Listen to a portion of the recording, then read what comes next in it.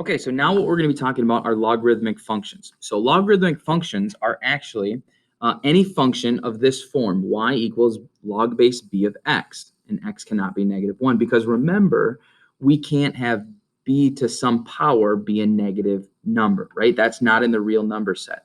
Okay, so these are called log functions. Okay, and we're going to be looking at a whole bunch of log functions later on too, okay?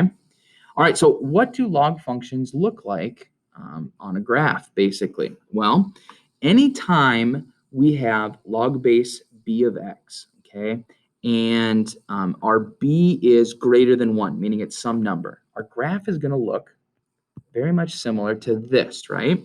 And so there's three important parts that we need, or three important points that we need to look at, right?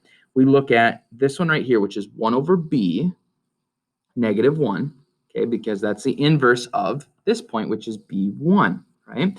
And then we also know, we said log base anything of x is going to always cross at 1, 0, because anything to the 0 power equals 1. That's why it's important that we know that point, right?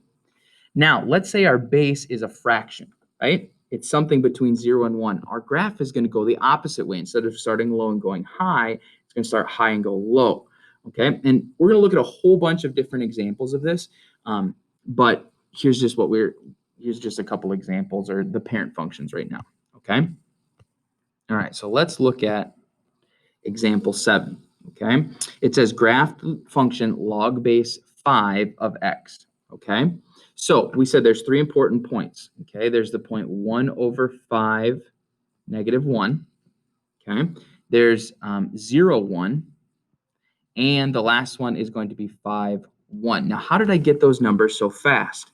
Well, remember, our important points are 1 over b, -1, 0, 1, and 5, 1, when our function, or our b, our base, was greater than 1. Okay, so we can graph those. So let's graph it, and let's make sure it looks like the parent function.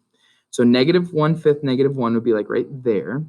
A little bit higher, but that's okay. 0, 1 is going to be right there.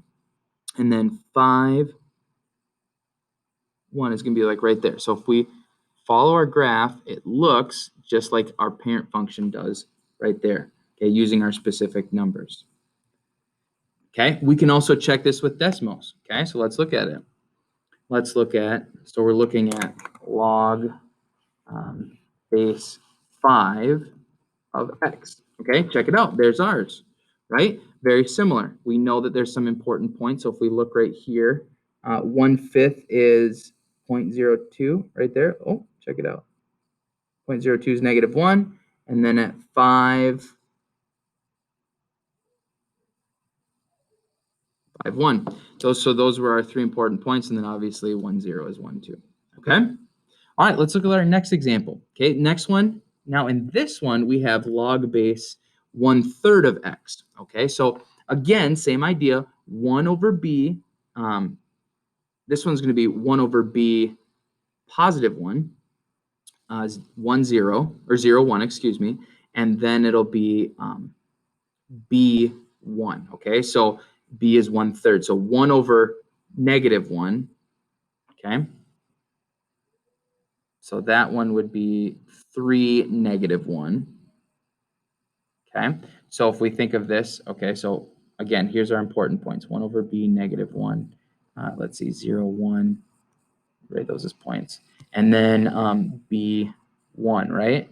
Okay, so if we looked at those, the same ones, right, we'd end up getting, let's see, so 1 over b, -1, that would be 3, -1. We have the point 0, 1, and then we have the point 1/3, 1. Okay, so let's graph those points. So 1/3, 1 would be like right there.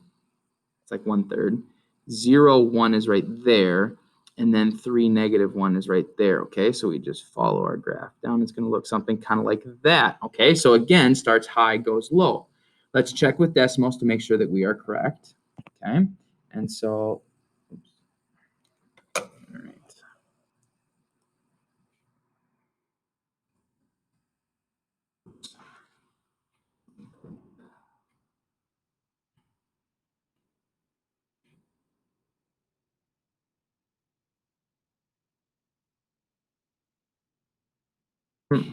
Well, I do know that it's some reason. Actually, you know what we can do is we can look at